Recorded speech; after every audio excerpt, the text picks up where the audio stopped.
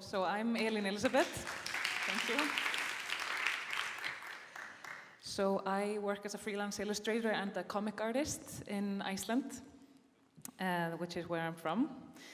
And I'm mostly here to talk about my comics right now, even though I do a very diverse work, because Iceland is tiny, as you know, maybe, so we sort of have to be diverse to work as a community.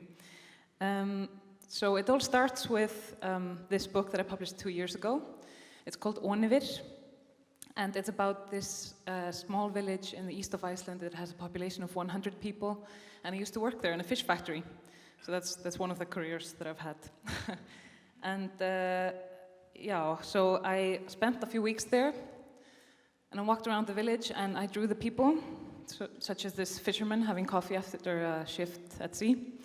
And I drew their work surroundings, such as the fish factory and the wildlife around them, like these 2 puffins, and the houses that they live in. And so what I was doing was that I was exploring their everyday life and documenting it through drawings in this little book. And this interest in everyday life led me to exploring my own everyday life. So this is the first time I ever drew myself, like an autobiographical cartoon of myself. I was almost falling asleep on the bus on the way home late at night. And this was the start of something. This character kept developing. This is me crying in the car when the radio plays Elton John.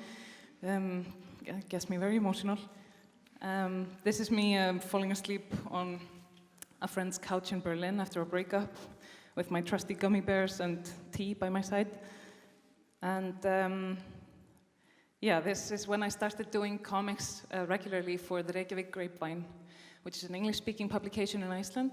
And they, so my drawings had to sort of get to the Icelandic audience of the paper, as well as the tourists and the expats that read it, because it's in English. So that's kind of a challenge, but there we go. And it turns out that a lot of people can relate to these sort of tiny little moments from my everyday life. Like a lot of Icelanders have had this moment when foreigners assume that Iceland is some sort of political utopia, which I'm sorry, but it isn't. So I think it's actually a very common conception here in Spain. And a lot of people could also relate to this, becoming slightly obsessed with something that originally was supposed to just be a hobby. And a lot of people could also relate to feeling more comfortable around some creatures than others. So I realized that these moments from my mundane everyday life, they have something to say to a lot of people. So my current project is this comic book. It's in Icelandic, so I'm still working on the international title for when I become internationally famous. And it's going to be a sort of more personal, down-to-earth version of the comics that I've already been making. And it'll be divided into 4 chapters. So there's autumn, winter, spring, and summer. Because I feel like in Iceland, everything we do and think and feel sort of relates to the weather, because it's very extreme.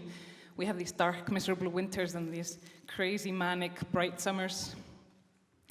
And yeah, it's going to be more personal. So here's a conversation with my mother, who knows how predictable I am when it comes to dating. So they always sort of end up looking the same. And a part of it being more personal is how it's not only going to be about sort of humor and punchlines, but it's also going to show the more vulnerable side of things. Like how getting up in the winter is sort of sometimes very, very, very difficult. So this is a book that will be published next spring, and I hope you stay tuned. Thank you for having me. Super.